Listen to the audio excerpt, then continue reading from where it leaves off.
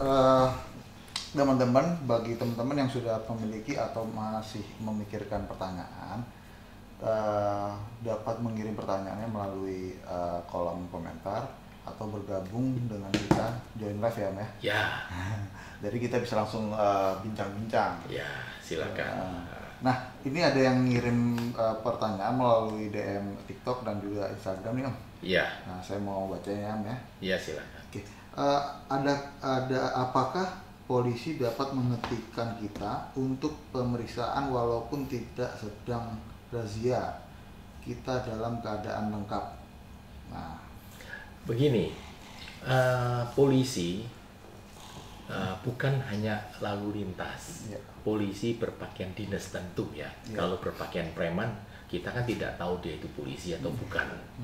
Ya, dia itu bisa menghentikan siapapun yang dia dicurigain, atau dia melihat bila pengemudi melakukan pelanggaran. Tentu dalam hal ini dia tidak perlu dibekalin dengan surat tugas, asal dia bisa tunjukkan bahwa dia adalah anggota polisi yang resmi. Tetapi kalau pengemudi tidak ada kesalahan atau merasa tidak melakukan kesalahan, tentu pengemudi begitu di stop Ya. secara sopan santun dan kewajiban menghormati simbol Polri, wajib berhenti. Kooperatif Ya, ya. harus kooperatif. Kemudian tentu kan ya dalam hal ini menyampaikan, ya selamat siang Pak, ada apa Pak, saya di stop, apa saya ada pelanggaran, mohon diberitahukan pelanggaran apa yang saya dilakukan, misalkan. Ya. Kan gitu. Iya. Ya, tentu kan gitu kan ya, misalkan tanya dia, oh saudara tadi melanggar gini, saya tidak merasa Pak, tadi itu kan lampu hijau saya masuk terus gitu, misalkan contohnya. Kemudian juga dalam hal ini bisa tanya langsung, Pak, bisa saya lihat surat tugasnya Pak, Bapak melakukan rahasia di sini, kan gitu. Kalau tidak ada kesalahan, mereka itu tidak berhak, karena itu sesuai dengan pada instruksi Kapolri. Polisi ketika melakukan rahasia wajib dibekali dengan surat tugas, dan itu secara kelompok, bukan satu orang. Kalau 1-2 orang itu berarti mencari-cari lah, kira-kira begitu. Laporkan ke Propam, telepon ke Propam bahwa itu kalau ada sesuatu yang tidak benar. Ya begitu kira-kira. Iya. Terima kasih nih Om sudah dijawab. Semoga teman yang bertanya langsung mendengarkannya tadi ya. Ada lagi nih pertanyaan yang sudah ditulis di kolom komentar nih Om. Dari Samurai Jepang, pendapat Bapak mengenai masalah KS yang kemarin tersangka bagaimana? KS ini siapa ya? Oh, Kamarudin. Oh, iya. Ini dibahas sebetulnya udah berulang-ulang kali. Iya. Oke, nggak apa-apa. Ini kita akan ulangin lagi. Jadi penetapan KS sebagai tersangka jelas dalam hal ini terlalu prematur. Ya, sebagai seorang advokat, kecuali dia melakukan pelanggaran pidana, misalkan dia bunuh orang, dia pukul orang, dia nembak orang, dia melakukan misalkan nyerobot rumahnya orang, itu kan tindak pidana ya, di luar profesi dia, itu bisa ditindak langsung. Namun kalau dia itu terkait dengan kasus klien yang dia bela, apapun pembelaannya dia lakukan menyebabkan orang tidak senang hati, pertama-tama harus diadukan pada Dewan Kehormatan Organisasi Rekan KS. Ya. Kemudian nanti Dewan Kehormatan itu akan melakukan sidang kode etik. Bila terbukti pelanggaran, tentu bisa dilanjutkan dengan laporan polisi.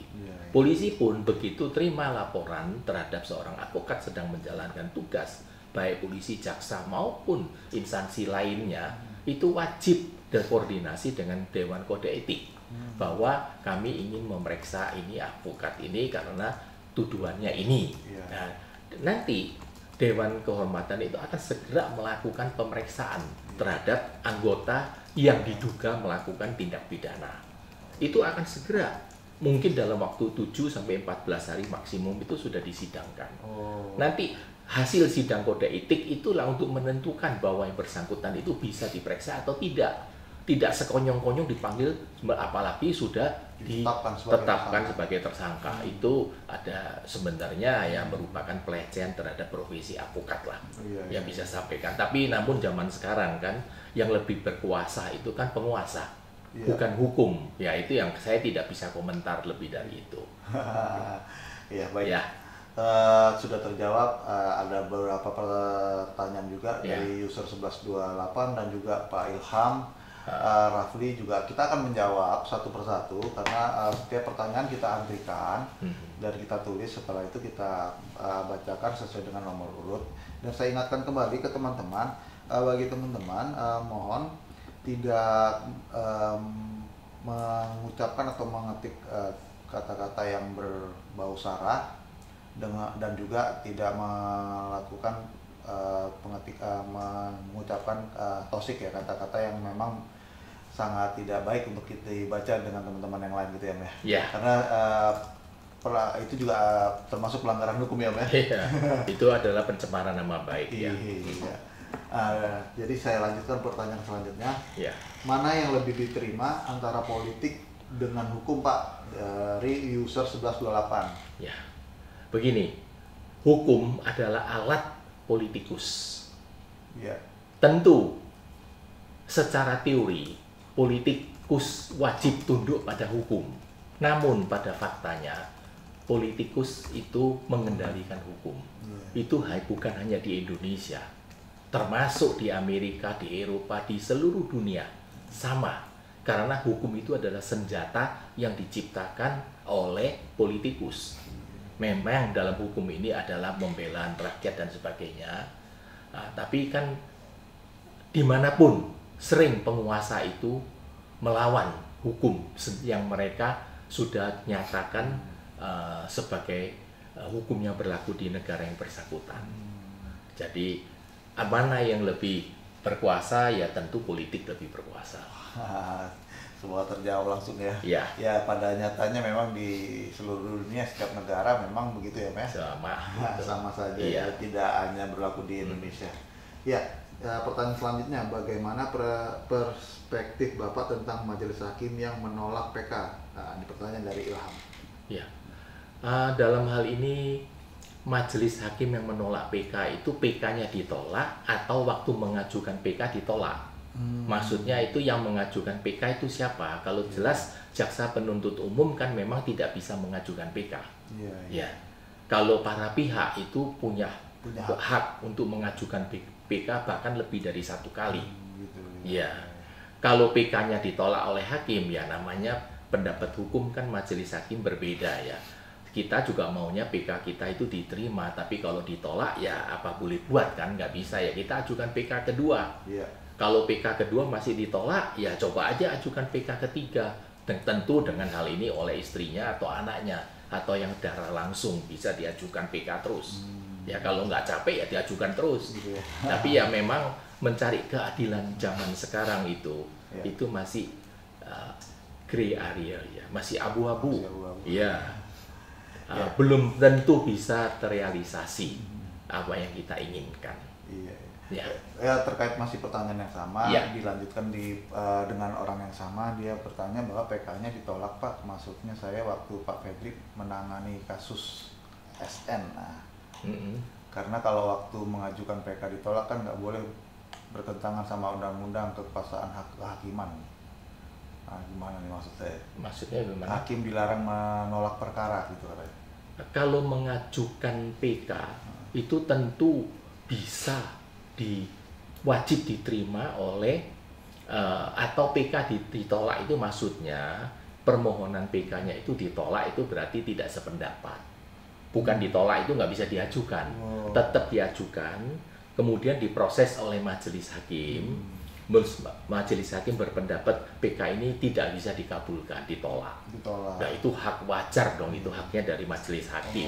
Bukannya majelis hakim tidak boleh menolak PK ya? Menolak itu dalam hal ini bagaimana menolak ya? Kalau PK itu masa harus dikabulkan? Ya, kan? Tidak harus kan bisa dikabulkan diterima, atau ditolak. Iya kan dikabulkan, diterima, dikabulkan. Atau ditolak, kan gitu kan, ditolak dengan perbaikan. Mungkin ada hal-hal yang perlu diperbaiki, kan gitu kan. Harus disempurnakan. Iya, itu biasanya ada dalam angka atau soal denda itu biasanya dirubah di sana. Gitu. Siap.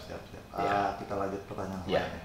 Ini ada pertanyaan dari Ambo Mangan, juga A4 2024, juga ada ABW E4 2024 juga. Kita akan jawab satu persatu ya. Pak Fredrik masuk Pradi atau KAI? Ya, ini pertanyaannya juga sering kita jawab setiap live ini. Oke, nggak apa-apa. Ya, saya sejak semula itu memang bergabung dengan Pradi. Ya, saya di Ikadin, saya bergabung di Pradi. Bahkan saya menjadi wakil ketua Dewan Penasehat Pradi DPN, ya Dewan Pimpinan Nasional. Tapi sekarang sejak tahun 2022, saya terutama 2023, saya bergabung ke KAI, Kongres Advokat Indonesia di bawah pimpinan Dr. Cucu. Oke, udah terjawab langsung ya. Apakah artis yang mempromosikan judi slot bisa dipidana? Wah, ini lagi rame nih. Tentu wajib dipidana. Wah, tapi yang ada nih Pak, kayak TikTokers yang mempromosikan sudah ketangkap nih. Iya. Tapi artis yang ikut mempromosikan judi tersebut memang pada nyatanya memang belum diproses. Nah, itu kan itu butuh laporan atau memang harus diproses? Bukan, itu bukan delik aduan. Itu delik umum kan. Delik Jadi umum, ya. Setiap penyidik itu kalau dia mau dia bisa bikin LPA kan, laporan sendiri gitu. Jadi bisa diproses. Kalau belum diproses ya itu tanya pada penyidik, bukan kepada saya. Ya memang itu wajib dipidana itu. Iya, wajib. Karena judi bagaimanapun juga itu tidak baik ya. Baik judi online maupun judi fakta ya gitu ya. Nggak tahu ya bagi teman-teman yang hobi judi ya mohon maaf aja kan gitu kan. Tapi saya sendiri tidak suka gitu. Selain di negara kita dilarang, di agama kita juga dilarang. Iya, iya. Iya, kembali ke pertanyaan yang memang sudah dikirim ke kita melalui DM. Iya. Kita juga jawab, mungkin teman yang sudah bertanya telah hadir di live kita. Banyak calo Pak di kantor polisi untuk buat SIM. Kenapa polisi nggak nangkepin calonya, kan dilarang? Di kantor Sansat itu biasanya itu pasti ada propam atau ada intel yang dalam hal ini yang tentu dia itu kan bergerilya ya untuk mencari dengan bagian preman mencari calo di mana. Kalau mereka belum tertangkap ya masih gentayangan ya. Saya rasa mungkin gini kan, polisi sama maling kan gini, polisi makin canggih, maling juga makin canggih kan. Ya lebih pinter mana bisa tertangkap atau tidak ya. Ya memang dengan adanya calo itu memang sangat meresahkan masyarakat ya tentu kan. Tapi bagaimana bisa dalam hal ini ya silakan aja penyidik bukan penyidik ya, tanya aja pada polisi setempat kenapa masih ada calo, ngadepin aja pada kepalanya langsung. Waduh, itu sudah terjawab. Ya, terima kasih nih teman-teman yang udah kasih topi, kasih bunga. Berkah selalu, semoga sehat selalu bagi teman-teman. Terima kasih atas hadiahnya. Di juga nih ternyata yang nanya lagi live nih. Orang Samsat juga main Pak, katanya ada permainan antar dengan calo dengan Samsat. Ya kalau gitu itu oknum. Oknum ya. Iya, menurut saya itu oknum dimanapun itu ada. Bukan di Samsat, di bea cukai, di pajak, di kelurahan, dimanapun pasti ada oknum. Pasti ada oknum. Iya. Nggak boleh kita menyebutkan ke institusinya ya. Institusinya itu bersih. Siap. Kita lanjut di pertanyaan selanjutnya. Kenapa Sambo CS dapat diskon potongan hukuman dari Erwin? Nah, ini pertanyaan yang sudah ditanya berulang kali dan harus kita jawab lagi. Iya. Begini, masalah majelis hakim di tingkat kasasi mereview atau majelis di tingkat hakim di pengadilan tinggi atau yang upaya lebih tinggi gitu ya, baik di pengadilan tinggi maupun Mahkamah Agung melakukan pemotongan atau penambahan. Itu sebetulnya kalau menurut saya itu dasar hukumnya itu kan tidak ada, kan gitu. Namun selalu itu pertimbangannya karena dia itu pernah berjasa terhadap negara, ya dia ini selama ini dia masih harus menjadi tulang punggung dari keluarga dan sebagainya. Tapi sebenarnya tadi itu semuanya sudah dipertimbangkan oleh majelis pengadilan negeri. Jadi kalau lebih baik saya lebih sependapat bila tidak terbukti bebaskan, kan gitu kan. Jangan hanya dipotong setahun 2 tahun kan gitu kan. Ya, karena landasan hukumnya saya sampai hingga hari ini saya belum pernah diajarin, saya nggak tahu alasannya apa. Ya alasannya itu kekuasaan kehakiman kan, hakim punya wewenang mutlak kan. Mau nambahin orang dan atau mau ngurangin apa itu terserah, hak ya. Dia kan wakil Tuhan. Gitu. Perpanjangan tangan ya. Iya.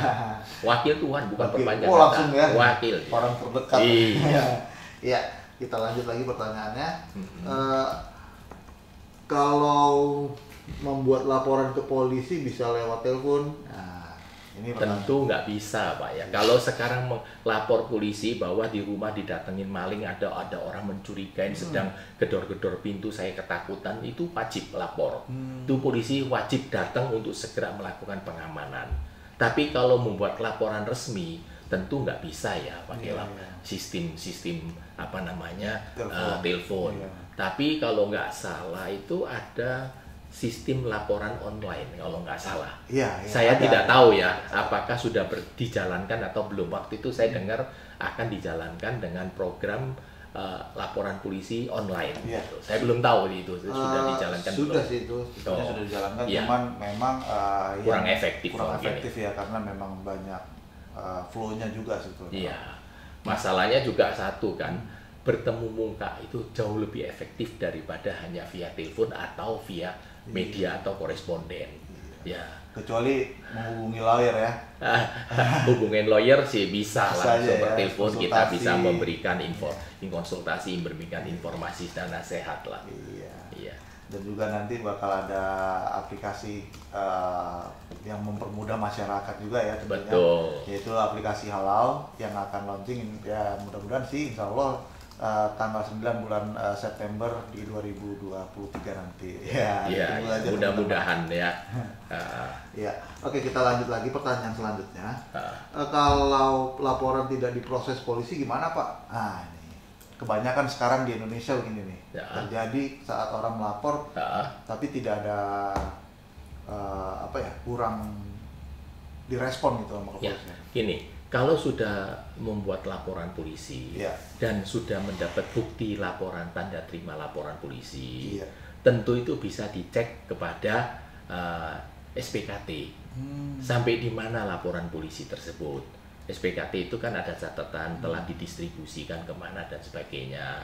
Kemudian pada BINOS, Biro Operasi kan, dan pada Serse itu pasti akan ada catatan. Misalkan diproses oleh unit ini, atau dilimpahkan ke daerah dan sebagainya. Kalau misalkan dicari-cari itu nggak ketemu, ya bikin aja pengaduan langsung pada Dirserse atau Kasat, atau dalam hal ini tingkatannya kan beda-beda ya, di Polsek atau di Polres atau di Mabes Polri itu kan beda-beda semua gitu. Tapi tentu dalam hal ini memang sering banyak keluhan dari masyarakat, laporan polisinya itu tidak diproses atau jalan di tempat. Ya memang dalam hal ini saya tidak bisa mengkomentarin, saya tidak bisa mengatakan bahwa petugas Polri-nya tidak benar atau kurang atensi kan ya, karena mengingat volume kerjaan ya dilimpahkan kepada petugas-petugas Serse itu sangat berat memang ya. Namun sebetulnya kalau sudah diterima dan pasti akan diproses. Tapi belum diproses, ya coba aja lah langsung tanya pada pimpinannya. SPKT itu kalau boleh tahu singkatan dari apa tuh biar teman-teman juga tahu nih. SPKT. Itu adalah satuan apa ya? Saya kurang begitu tahu SPKT ya. Karena saya juga taunya itu SPKT ya. Saya kurang begitu hafal juga karena kita kan biasanya itu kan hanya tahu SPKT kan gitu kan. Ya kita lanjut lagi ke pertanyaan selanjutnya nih ya. Nih. Iya. SPKT itu adalah Sentra Pelayanan Kepolisian Terpadu. Tuh sudah terjawab langsung. Sentra Pelayanan. Ya, jadi kita lanjut lagi. Kasasi itu sidang tidak Pak seperti sidang di PN Indonesia Tenun. Pertanyaan dari Indonesia Tidak Pak. Kasasi itu memang dalam hal ini majelis sidang itu melakukan rapat musyawarah, ya kan, tidak disidangkan, tidak seperti PN, nggak ada itu Pak. Di pengadilan tinggi juga tidak ada, hanya musyawarah aja, nggak ada. Itu biasanya itu berkas hanya bergilir, pendapat P1, P2, P3 bagaimana itu aja gitu. Terus kesimpulan diputuskan berdasarkan suara. Siap. Ya, ada pertanyaan lagi nih, mungkin agak lebih nyeleneh dari pertanyaan yang lain ini. Kalau yang tadi tentang kasus-kasus berat, ini ada yang lebih berat lagi nih. Suami saya kawin lagi dan membawa sertifikat rumah. Bagaimana saya menggugatnya, Pak? Pertanyaan dari toko antik. Ini kalau masih ada toko antik bisa join live, bisa ngobrol langsung ya Pak ya? Iya. Biar lebih jelas sebetulnya. Ini dibawa sertifikat rumahnya seperti apa juga kita kan nggak tahu nih. Entah itu punya suaminya atau punya siapa kan kita nggak tahu juga. Atau boleh langsung Bapak jawab sedikit? Iya, jadi begini, suaminya kawin lagi itu kawin resmi atau kawin di bawah tangan, kan saya belum tahu posisinya, atau dia sudah cerai kemudian suaminya kawin lagi, itu kan beda ceritanya kan. Nah, misalkan suaminya itu sudah cerai, kemudian sertifikatnya itu atas nama suami maupun atas nama istri, karena kalau sudah nikah itu kan harta bersama. Iya, harta gono gini, berarti kan harus minta pengadilan untuk membagi dulu bahwa rumah ini jatahnya siapa, kan gitu kan. Kalau memang itu jatahnya istri ternyata dibawa lari, ya tentu bisa dilaporkan penggelapan dalam rumah tangga, ya kan. Tapi dalam hal ini misalkan dia nikah lagi dengan membawa sertifikat, itu tentu bisa dilaporkan penggelapan dalam rumah tangga, kan, pasal 374. Karena apa? Karena sertifikat itu kan tentu adalah harta gono gini ya. Kalau itu misalkan kawinnya itu adalah sah, ya kan gitu. Bisa dilaporkan. Iya. Gitu. Halo teman-teman nih yang sudah bergabung live, ada Sweet mungkin mau bertanya juga, bisa mengaktifkan mic-nya. Halo, selamat datang Otong Wijaya, juga bisa mengaktifkan suaranya, mic-nya untuk bisa bertanya. Kalau memang belum, kita lanjut juga pertanyaannya ke pertanyaan di kolom komentar. Oke, selanjutnya kita pertanyaan selanjutnya adalah jika terjadi tindak pidana namun hal tersebut bukan karena kesengajaan, dapat tetap diproses atau langsung dipidana? Tetap diproses pidana, karena pidana apalagi kalau sudah menyangkut hilangnya nyawa. Kalau pidana dalam hal ini misalkan penipuan, penggelapan, ya kan, itu kan ada namanya retroactive justice ya. Jadi dalam hal ini perdamaian. Bahkan itu kalau nggak salah Jaksa Agung itu pernah mengatakan di bawah 500 juta nggak salah kerugiannya itu didamaikan dan bisa dihentikan penuntutannya. Jadi dalam hal ini ya kalau misalkan sekarang tindak pidana itu tidak disengaja pun, misalkan sekarang kan naik kendaraan tidak sengaja nabrak orang meninggal, itu kan bukan sengaja kan gitu kan, tetap diproses. Meskipun dalam hal ini sudah dapat perdamaian daripada pihak korban, dari keluarga korban, namun secara hukum karena menghilangkan nyawa itu kan bukan delik aduan ya, gitu kan. Jadi dia delik umum kan. Biasanya tergantung dari kebijaksanaan penyidik dilanjutkan atau tidak gitu. Iya. Walaupun tidak sengaja tapi telah menghilangkan nyawa seseorang. Jadi seperti contoh kan, seorang itu melakukan korupsi 1 miliar, dia kembalikan uang 1 miliar atau bahkan ditambahin kerugian 1 miliar jadi 2 miliar, tetap dia diproses karena dia sudah melakukan perbuatan pelanggaran hukum. Gitu. Oke, semoga terjawab dengan baik nih. Ada pertanyaan memang banyak juga, pertanyaan-pertanyaan yang memang harus kita jawab sebagai pemberitahuan. Pertanyaan yang kami simpan akan kami baca semuanya pada malamnya hari ini. Kalau memang tidak bisa kita bacakan malam hari ini, kita kirim di hari berikutnya, karena kami akan live setiap hari Rabu dan Jumat jam 8 malam sampai 1 jam ke depan ya. Seperti pertanyaan Nonel juga kita sudah antrikan. Jadi teman-teman yang sudah bertanya, kami harap untuk stay tune di live kami supaya pertanyaannya dijawab di saat kalian masih bersama kami gitu ya Pak ya. Iya. Pertanyaan selanjutnya, apabila dalam mediasi perdata timbul unsur pidana, misalnya kekerasan, itu bagaimana Pak? Lapor polisi. langsung diproses. Iya, langsung proses. Karena itu memang ada unsur kekerasan. Iya, bahkan bisa minta hakim yang mediasi itu atau mediatornya itu jadi saksi. Iya, iya. Nah, itu nggak boleh itu. Iya, udah jelas itu pelanggaran ya. Itu hal apa proses itu. Penganiayaan itu bisa kena itu. Teman yang sudah bergabung live, jika punya pertanyaan boleh silakan aktifkan mic kalian. Mungkin Otong Wijaya atau SUJ boleh. Atau kami lanjut lagi pertanyaan selanjutnya. Seperti masih malu-malu nih. Kita lanjut lagi pertanyaan selanjutnya. Saya mahasiswa hukum semester 3. Tips untuk mengembangkan pemikiran kritis, Pak. Wah, ini seharusnya nih temannya langsung join ke kita nih ya. Enaknya bisa ngobrol langsung ya. Iya. Pemikiran kritis itu dari karakter seseorang ya. Iya. Jadi ada orang itu memang pikirannya itu kritis, apapun itu dianalisa kan gitu dengan tajam kan gitu. Jadi cobalah belajar itu kan, sesuatu peristiwa itu dikritisi.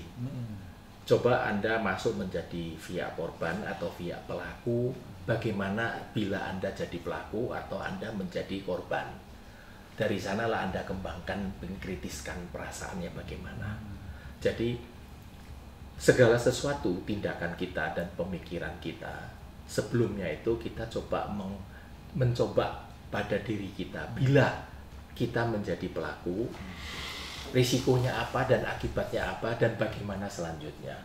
Misalkan kita jadi korban, bagaimana kelanjutannya dan risikonya apa. Misalkan contoh, saya mau mukul seseorang, saya mau hajar dia, pikir dong, gua sekarang hajar, mungkin dia kalau lawan dia ternyata dia jago kungfu gitu kan, bagaimana saya punya nasib. Misalkan ternyata dilaporkan polisi, saya diproses, bagaimana saya masuk penjara kan gitu. Nah, kritis misalkan contoh kan, oh ini hukumannya kok tidak benar ya, rasanya tidak sesuai dengan perasaan keadilan masyarakat. Memang hukum itu kan tidak adil. Kalau hukum adil itu ada di surga. Gitu kan. Di sini nggak ada hukum adil, ya kan? Karena ada yang merasa senang, ada yang merasa nggak senang, itu sudah pasti. Yang menang pasti senang, yang kalah pasti nggak senang kan gitu. Yang dihukum pasti bilang nggak adil, yang menjatuhkan supaya orang itu dihukum merasa senang kan gitu. Ya bagaimana kritis tergantung pada karakter dan pribadi kita untuk menggalinya. Wah keren nih, jawabannya keren banget malam hari ini. Ya sudah bergabung Saslingga, silakan punya pertanyaan. Selamat malam Pak. Ya, selamat malam. Selamat malam Pak. Iya. Iya Pak. Terima kasih Pak John bisa bergabung. Iya silakan. Silakan Pak. Mungkin bisa saya bantu. Ya, perkenalkan Pak, saya advokat Saslingga di Jakarta. Oh, selamat kenal Pak Lingga. Ya, selamat kenal Pak. Sudah bisa bergabung nih. Iya. Saya mendengar aja dulu lah, nanti saya lihat ini tertarik saya nih soal kritis ini kan, memang saya setuju sih kalau dengan kekritisan kita itu memang akan menemukan sebuah titik kebenaran. Karena kalau kita menerima begitu saja, ya tidak ada kemajuan Pak ya. Kemajuan ya, iya. Seperti itu Pak. Betul Pak. Memang kita perlu kritis Pak, tapi dalam hal ini kita juga harus mempertimbangkan Pak ya, perasaannya yang kita kritisin itu jangan kita mempermalukan dia di depan umum kan gitu kan Pak. Kita menjaga perasaan orang sehingga hubungan kita itu bisa lebih harmonis lah. Asalnya begini Pak, kasarnya begini Pak, daripada kita jadi musuh, mending baik kita rangkul dia, musuh jadi teman. Kan kira-kira gitu Pak. Kita mengkritisi tapi bukan kita menelanjangin dia. Kalau saya pendapatnya begitu Pak. Memang banyak Pak hal-hal yang perlu kita kritisi atau kita merasa tidak benar atau tidak adil. Namun ya memang hukum itu kan tidak adil Pak. Bagaimana bisa kita adil Pak? Seperti contoh Pak, rekan-rekan kita dijerat sama penyidik ya kan Pak, meskipun nanti praper dia itu bisa bebas kan, dia kan sudah namanya udah rusak Pak, dia dijadikan tersangka atau jadi apa segalanya, toh akhirnya juga begitu terus kan Pak, terulang terus kan Pak. Ya begitulah Pak nasib kita Pak, kita tetap harus tidak patah semangat Pak, tetap kita harus kritis, kita harus berani, tapi terarah Pak. Itu saran saya Pak. Iya benar Pak Freddy, karena memang ketika kita memperjuangkan keadilan, sesungguhnya di sanalah dia bersama-sama datang ketidakadilan itu sendiri. Betul Pak. Karena memang kalau kita lihat dalam memperjuangkan keadilan itu justru kadang-kadang dan memang sering terjadi bahwa pemberi keadilan itu sendiri sebenarnya tidak adil dalam bagi dirinya sendiri, bagi apalagi buat orang lain. Betul karena Pak. memang mereka bukan orang-orang yang sebenarnya kredibel dalam pemberi keadilan, hanya kewenangan aja yang ada pada dirinya. Iya. Kewenangan itu justru kekuasaan justru kan mengalahkan keadilan, Pak. Betul. Karena sebenarnya banyak luka, banyak borok yang belum mereka obati pada dirinya sendiri. Betul, Pak. Orang-orang yang pantas untuk memberi keadilan sebenarnya, cuman karena hanya profesinya. Iya. Nah, jadi kalau bicara tentang profesi, iya, belum tentu dia melakukan tugasnya secara profesional. Betul. Karena ada di sana sini kepentingan, tekanan-tekanan, iming-iming dan sebagainya. Betul Pak. Betul sekali Pak, sependapat Pak saya Pak. Kan banyak sekali Pak ya, dari pihak-pihak tertentu Pak, itu kan berusaha bersaing bagaimana bisa hidup lebih mewah kan gitu Pak. Meskipun dalam hal jabatan dia itu kan tidak mungkin dia boleh diperbolehkan hidup mewah, tapi kan tetap aja mereka hidup mewah Pak. Itu kan sering terjadi Pak. Nah itu dia. Jadi kalau mencari kesalahan orang lain pintar, tapi dirinya sendiri malah lebih besar kesalahannya. Malah ditutupin Pak ya. Penodong ditodong jadinya kan gitu kan, atau todong sehingga seperti itu. Ya itulah Pak, memang dunia ini masih tidak adil Pak. Dengan adanya seperti profesi kita sebagai avokat Pak ya, kita sudah bela mati-matian Pak. Kita juga kadang-kadang oleh klien juga kita diperlakukan kan tidak adil juga kan Pak. Kasusnya udah selesai, dia nggak mau bayar via kan gitu Pak, sisa fee-nya nggak dibayar, ya kan Pak. Kalau enggak nanti banyak lah Pak, mungkin saya rasa rekan juga akan sudah pernah mengalami hal-hal yang serupa lah. Memang serba tidak adil Pak. Tapi bagaimanapun juga Pak, perjuangan itu tidak bisa kita padam Pak. Kita tetap harus membara Pak, memperjuangkan keadilan semaksimal mungkin yang kita mampu kita perjuangkan. Wah, keren. Iya. Kalau kita lihat memang keadilan itu adalah sebuah perjuangan, dia adalah dasolan. Tapi kalau dasainnya memang ya harusnya memang penegak-penegak hukum itu yang dulu awalnya diperbaiki, diberikan keadilan kepadanya seperti pendapatan gaji yang cukup, Betul. cukup seperti itu. Dan Iya. untuk kita advokat juga, ya kalian juga harusnya memberikan keadilan kepada advokat. Jangan suruh minta mengurus keadilan tapi nggak mau memberi keadilan. Gitu. Betul Pak. Memang segini Pak, masalah cukup tidak cukup Pak gaji itu kan orang kan tidak puas Pak kan gitu Pak. Sudah misalkan sudah punya Toyota, pengennya punya Mercy kan Pak. Nanti udah punya Mercy, pengennya punya Rolls Royce kan gitu Pak. Orang kan tidak puas Pak gitu Pak. Nah, itu benar juga. Tapi kan sebenarnya budaya setor menyetornya itu Pak. Jadi dari atas ke bawah itu udah lingkaran setan itu Pak. Ya memang begitulah Pak. Kita tidak bisa berbuat apa-apa karena kan kita tidak ada dalam lingkup mereka kan Pak ya. Kita kan lihat dari kacamata kita Pak kan, serba tidak benar Pak ya. Kemungkinan dari mereka itu ada kesulitan atau apa kita juga belum tahu Pak. Namun kan saya yakin Pak, setiap ganti pimpinan kan pimpinan selalu ingin memperbaiki. Meskipun Pak dalam hal ini belum tentu dia mampu kan gitu Pak. Ya. Setuju. Iya. Kita juga seperti kita Pak, kan kita anggota advokat, kita organisasi sekarang udah 100 lebih kan Pak. Setiap orang mengatakan organisasi yang sah kan Pak. Tapi yang sekarang saya tanya Pak, organisasi mana yang pemimpinnya itu membela anak buahnya mati-matian Pak? Nggak ada Pak. Nggak ada. Ya itulah Pak. Organisasi di situ iya. Kan hanya untuk melegalisi si advokat lalu bayar iuran. Itu yang dicari Pak, pendidikan itu Pak, biaya sumpah itu kan Pak. Kalau nggak bayar mati kartunya, nggak bisa bersidang. Ya itulah suka dukanya kita advokat Pak ya. Aduh. Makanya Pak, tetaplah kita semangat Pak ya, semangat berjuang Pak ya. Nah, terima kasih waktunya Pak. Baik Pak Lingga, terima kasih waktunya sudah bergabung dengan kami. Sudah bergabung juga Liwadong. Kalau ada pertanyaan boleh mengaktifkan. Assalamualaikum. Waalaikumsalam. Izin bertanya Bapak. Ya silakan Pak. Kalau seumpamanya seseorang melaporkan kita ke pihak kepolisian tanpa barang bukti, ataukah kita ditindaklanjut atau kayak mana ya? Biasa gini Pak, polisi kan akan menerima laporan bila dia itu sudah menilai bahwa bukti atau saksi yang disampaikan itu atau peristiwa yang disampaikan itu cukup untuk menjadi laporan. Kemudian diproses Pak. Ya Bapak dalam hal ini ya perlu mempertahankan diri kan Pak ya, supaya Bapak ternyata benar yang lapor tidak benar dan Bapak bisa lapor kembali kan Pak.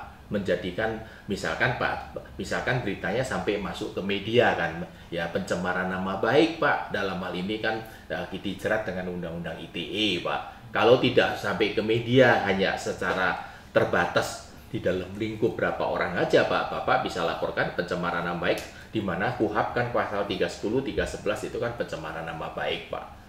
Lapor kembali aja Pak kalau memang bukti kurang dan Bapak harus mempertahankan, membuktikan di depan penyidik bahwa Bapak yang benar, yang lapor tidak benar Pak.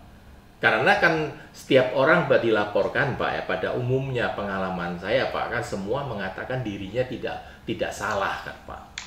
Tahu-tahu nanti ketahuan ada salah ini malah terjadinya misalkan mohon maaf loh Pak ya. Seperti contoh terjadi, oh ternyata kok ini, waduh saya lupa yang ini misalkan gitu kan. Akhirnya jadi bumerang Pak. Jadi yang terbaik Pak ya, coba mempertahankan Pak, membuktikan bahwa Bapak tidak salah.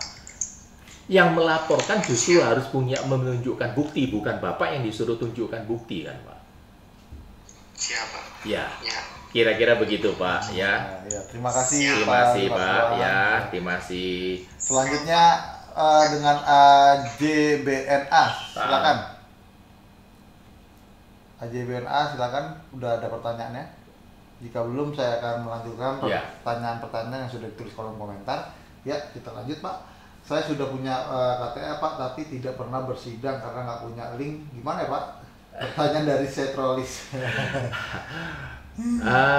Gini Pak, kalau untuk sidang Pak, tidak satu-satunya hanya dengan KTA. Bapak harus mempunyai dalam hal ini berita acara sumpah dari ketua pengadilan setempat. Bapak sidangnya dilantiknya di mana.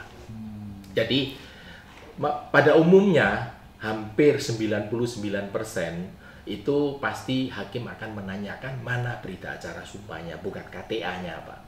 Karena KTA terus terang zaman sekarang itu Pak banyak yang disalahgunakan oleh orang-orang tertentu, sehingga hakim itu pasti akan menanya berita acara sumpah. Kalau belum punya kesempatan untuk sidang Pak ya, Bapak coba aja Pak bergabung ke LBH atau mana itu kan Pak ya, yang mungkin Bapak berusaha hubunginlah teman-teman saudara yang di kepolisian, di kejaksaan, ya atau di pengadilan supaya bisa dikenalkan calon klien Pak ya, karena kan belum tentu jadi kan itu Pak. Ya sementara ya atau bergabunglah dengan advokat senior Pak ya. Jadi akan didapat tugas untuk sidang Pak. Kira-kira begitu Pak ya. Ya sudah terjawab ya.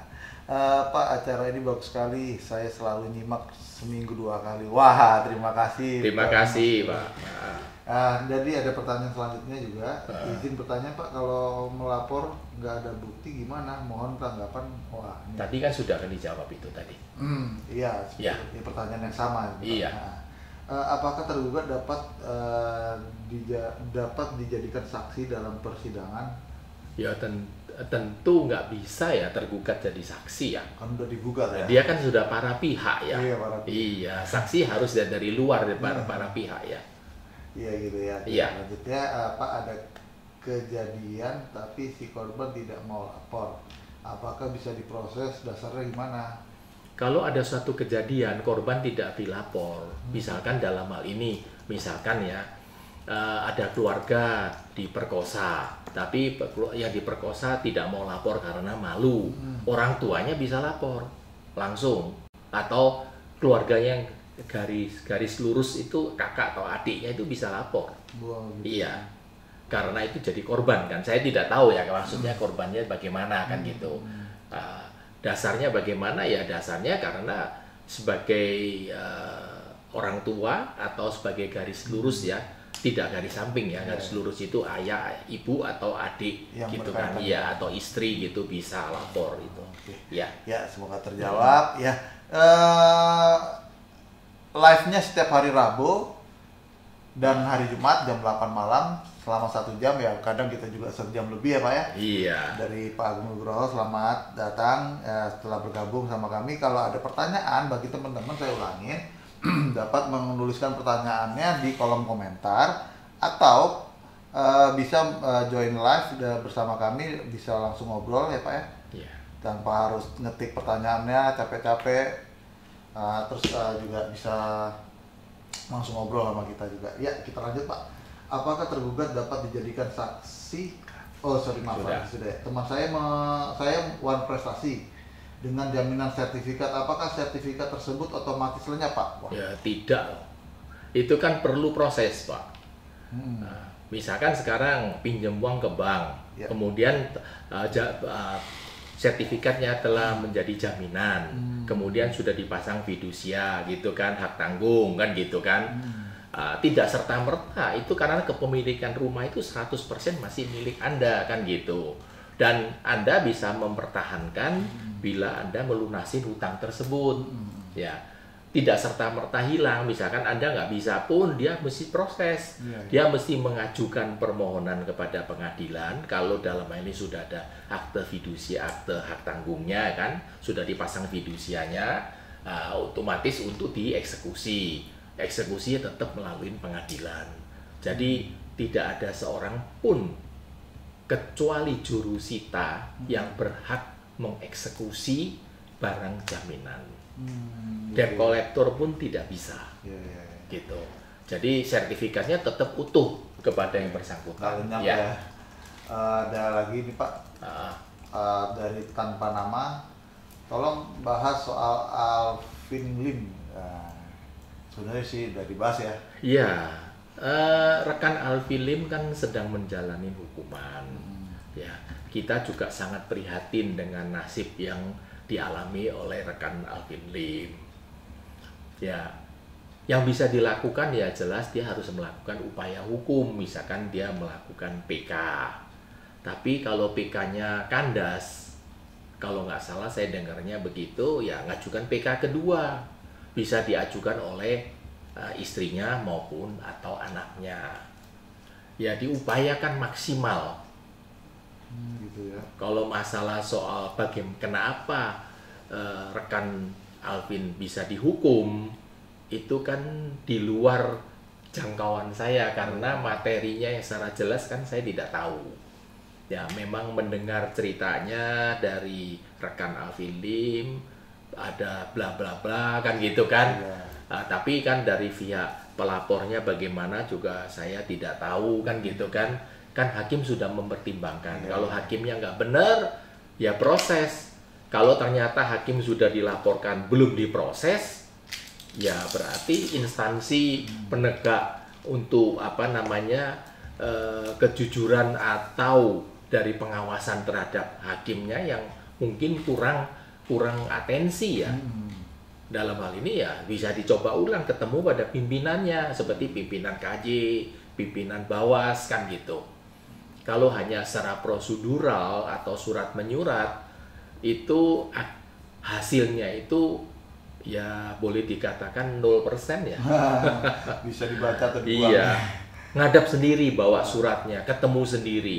Desak waktu dan harus perlu ketekunan. Iya. Gitu. Sabaran juga ya. Iya. Ya sudah bergabung juga dari Muhammad Arisai. Iya. Mau bertanya silakan aktifkan mic-nya. Silakan Muhammad Arifai.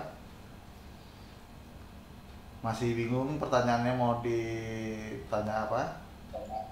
Oke. Izin nyimak dulu ketua, izin. Silakan, Pak. Oke, kita lanjut lagi pertanyaan selanjutnya.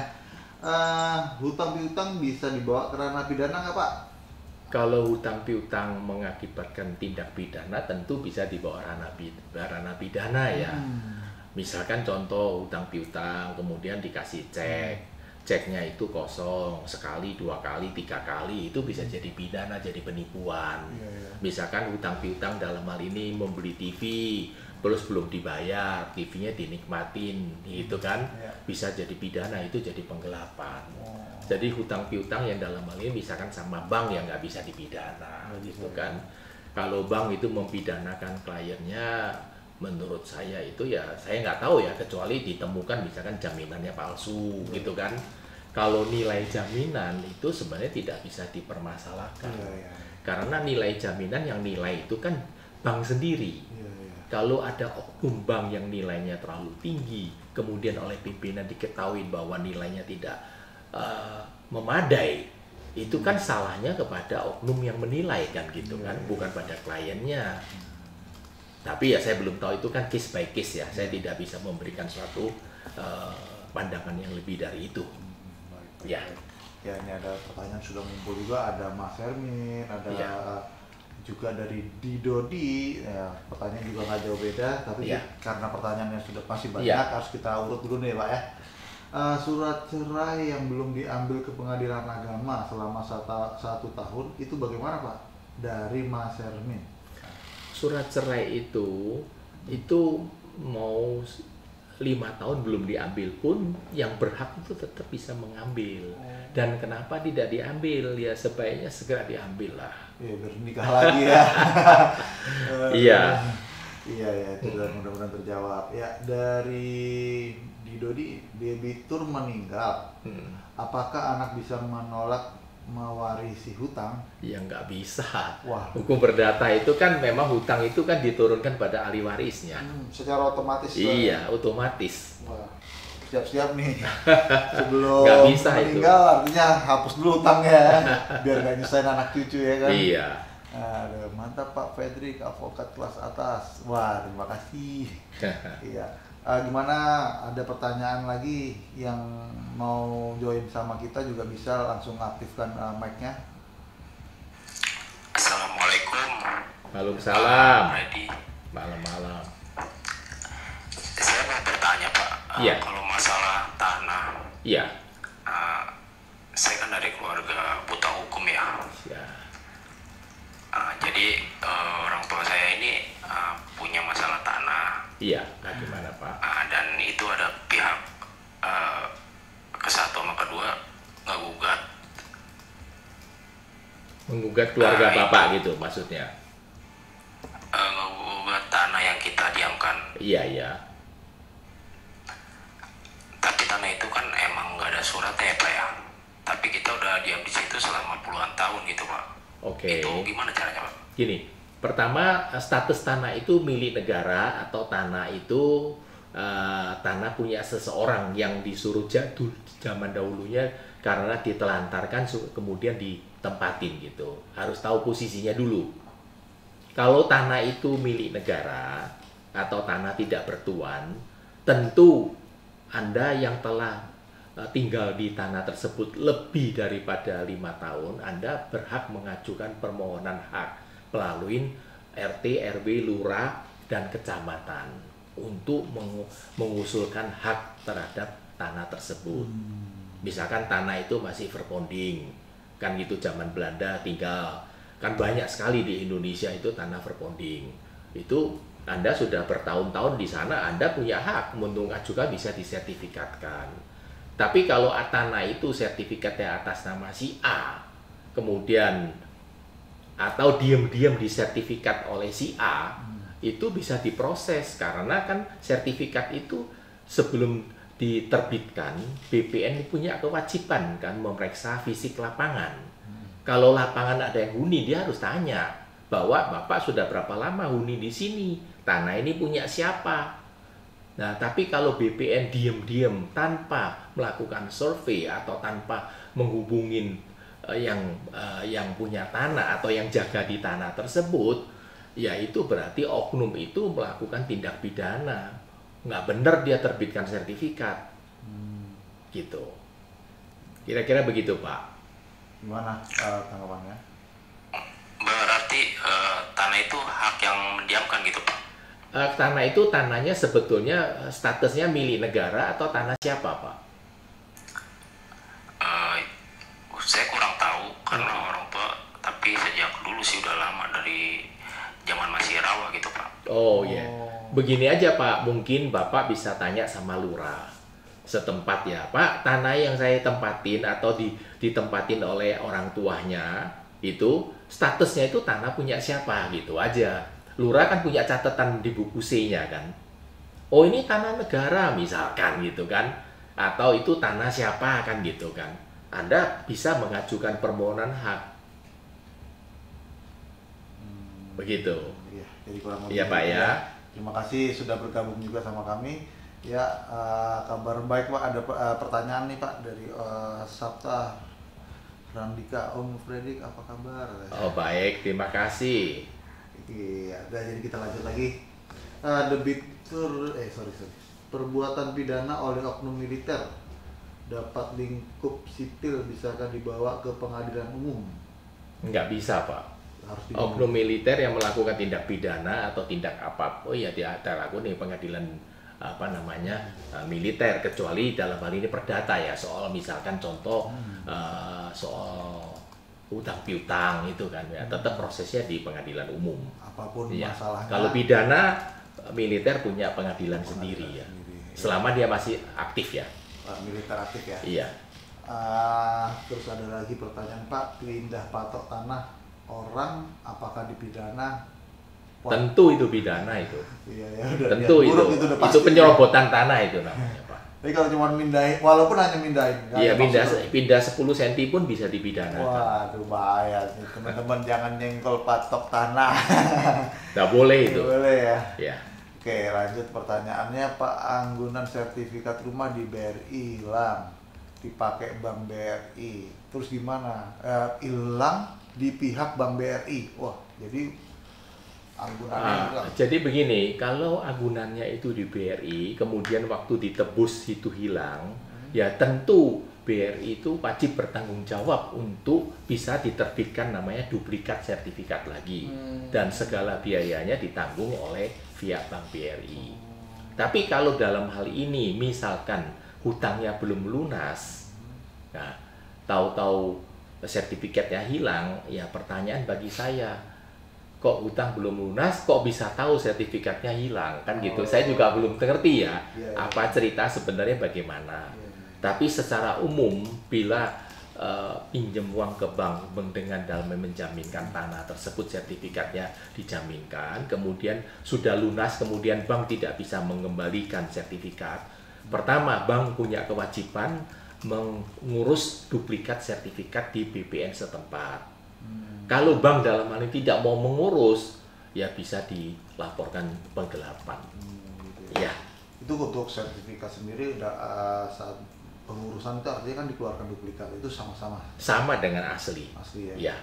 Duplikat itu sebenarnya sertifikat baru pengganti gitu istilahnya. Jadi sama itu, kekuatannya sama, nggak ada bedanya. Ada bedanya dengan yang asli. Iya. Oke, pertanyaan selanjutnya, apakah bisa dipidana jika ada hutang tanpa perjanjian, tanpa materai? Kalau ada hutang tanpa perjanjian, tanpa materai, lah bagaimana bisa membuktikan punya hutang? Ya kan? Sulit ya. Ya, kalau ada lebih dari 2 saksi, kemudian bisa dibuktikan, tentu dalam hal ini misalkan contoh, ini loh buktinya saya ada transfer, gitu-gitu kan.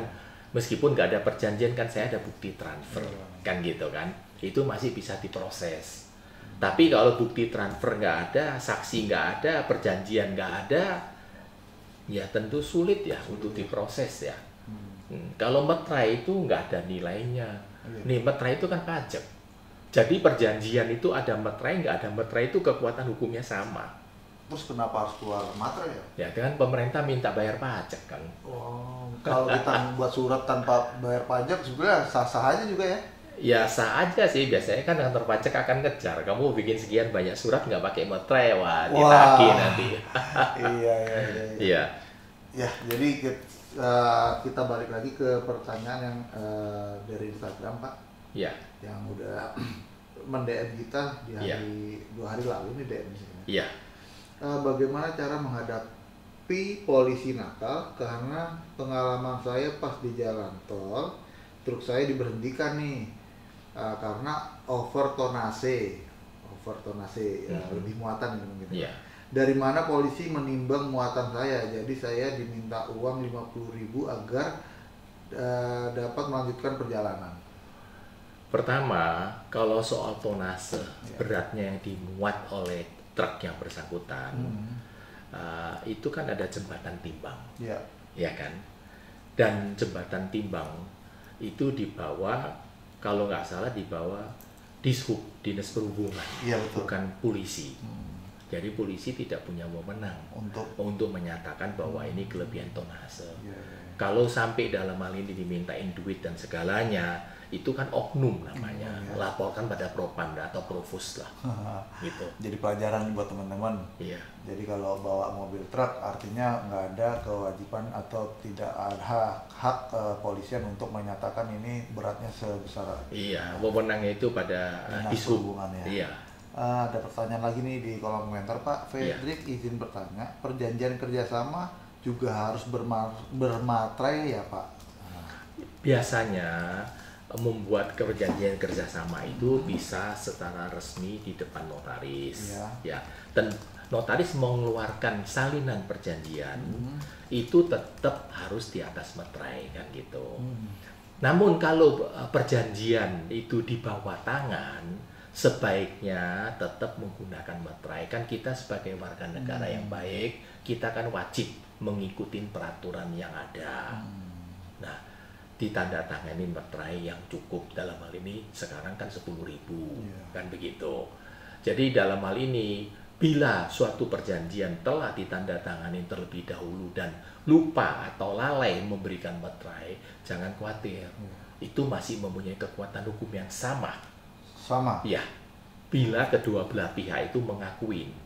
Kalau tidak mengakuin kan menjadi sengketa kan gitu kan. Sengketa itu ya laporkan ke pengadilan, mengajukan gugatan. Oke, lanjut lagi ada, jika sudah tanda tangan perjanjian jual beli bangunan tanpa sertifikat tanah, tidak ada apa bisa dipidana. Jadi udah melakukan perjanjian tanda tangan tapi sertifikat tanah tidak ada, apa bisa dipidana? Dalam perjanjiannya itu apakah sudah disebutkan bahwa objeknya itu telah bersertifikat? Sertifikatnya nomor berapa? Kan gitu kan? Kalau dalam perjanjian itu disebut bahwa saya menjual sebidang tanah dan rumah terletak di sini, bersertifikat nomor sekian-sekian, surat ukur nomor sekian-sekian dan sebagainya kan gitu kan? Ternyata setelah tanda tanganin dibayar sertifikatnya nggak ada, itu pidana penipuan. Kan, ya. Tapi kalau dalam perjanjian tidak disebut sertifikat, bahwa ya kemungkinan dia bilang saya kan jual tanah yang tidak ada sertifikat, ya kan? Saya kan tidak tahu perjanjiannya bagaimana, jadi nggak bisa saya memberikan pendapat yang lebih dalam lah, yang begitu kira-kira. Selanjutnya lagi nih Pak, pertanyaan, apakah AJB tanah yang tidak terdaftar di buku register PPAT dapat dikatakan akta palsu dan dapat dipakai? Ya, jelas tidak bisa dipakai dan itu akta palsu. Udah wajib palsu. Iya. Kalau dalam tidak terdaftar dalam buku register daripada PPAT yang bersangkutan kan. Iya betul. Nah, pertanyaan lagi dari Surya. Apakah bisa menonton langsung persidangan meskipun saya berumur 17 tahun? Gini, persidangan kalau terbuka untuk umum ya biasanya kan terbuka untuk orang dewasa. Tapi namun sekarang umurnya di bawah 17 tahun. Namun dalam hal ini kan zaman sekarang kan anak-anak semua badannya kan gede-gede, tinggi-tinggi kan gitu kan. Ya kalau ketahuan di bawah 17 umum tanpa KTP biasanya itu tidak diizinkan gitu kan. Tapi kalau bisa membawa KTA misalkan dari sekolah gitu kan, bahwa saya lagi mau tugas belajar gitu kan dengan surat pengantar sekolah, bisa untuk nonton sidang. Oke, semoga pertanyaannya dijawab dengan tepat, sasaran dan diterima. Ada salam kenal itu ya. Yang bergabung Pak Bento 8258, silakan. Silakan Pak Bento. Silakan, apa yang bisa dibantu?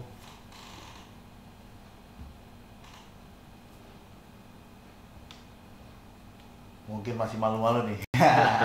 Ya, karena jamnya sudah melewati jam live kita. Ya, halo Pak Bento.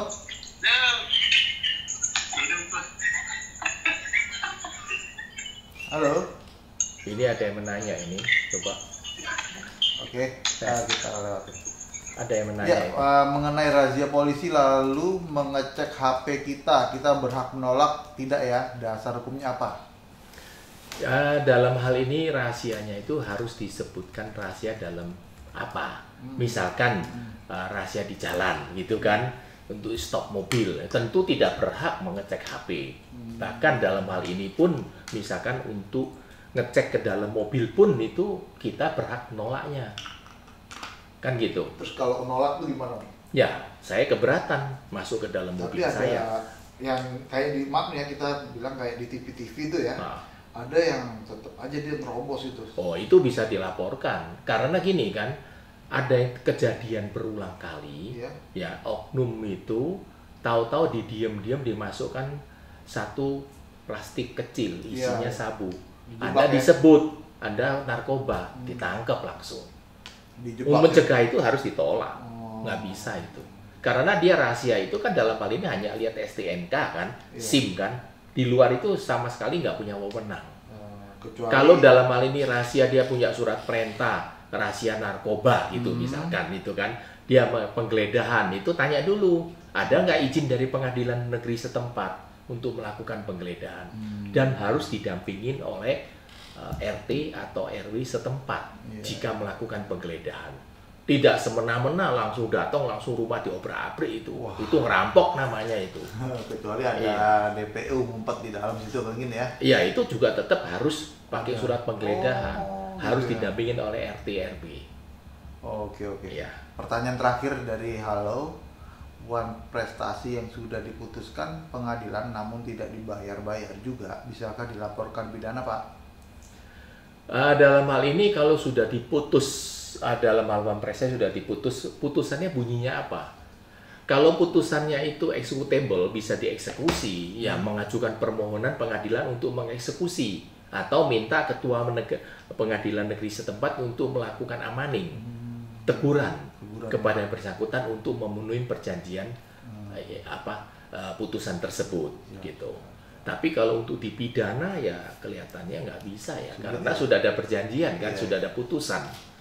Ya paling bisa itu mengajukan permohonan amaning. Iya. Kemudian kalau bisa dieksekusi setelah amaning kan tidak dipenuhin ya dieksekusi secara real kan oleh ketua pengadilan negeri setempat. Gitu kira-kira. Ya, baik. Iya. Pak, nanggung nih Pak. Gimana? Pak, kalau tanah garapan apa bisa diurus Pak jika orang tua kita sebagai penggarap sudah meninggal? Tanah garapan nih. Gini, tanah garapan itu yang menggarap itu biasanya kan orang tua atau dan keluarganya. Meskipun faktanya di lapangan mungkin keluarganya nggak ikut gitu kan, tetap bisa diajukan permohonan hak. Karena Anda kan menempatin tempat garapan itu kan sudah lama, dengan tentu didukung dengan keterangan RT RW lurah setempat gitu kan. Ajukan hak aja melalui camat, bisa itu. Siap. Ya, sekali lagi kami ingatkan, kita ini live setiap hari Rabu dan Jumat jam 8 malam sampai jam 9 malam, mengingat waktu kita udah habis juga nih, waktu live kita. Itu Jadi banyak orang tulis tuh dijawab. Teman-teman yang di sini Dijawab coba itu pertanyaan.